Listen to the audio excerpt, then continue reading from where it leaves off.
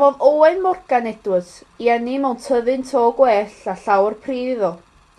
Enw I gartref oedd Coed y Pryd, safai tua milltir o Lanuwchlyn wrth ymyl y Bala.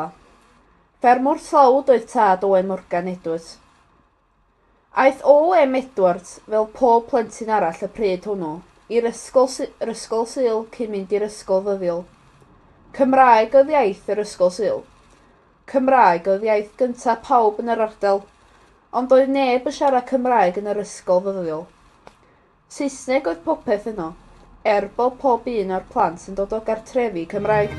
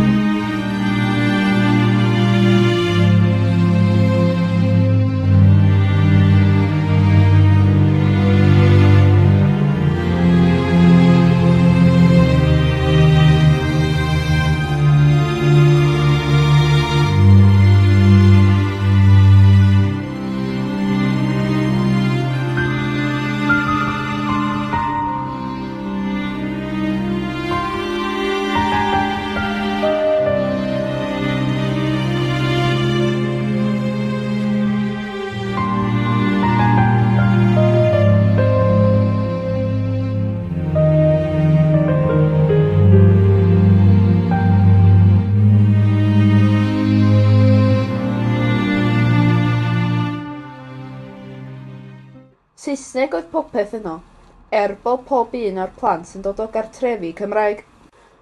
Pe clywyd plentyn yn siarad Cymraeg, roedd ei cortyn am ei wddf a darn o bren ynghlwm wrtho.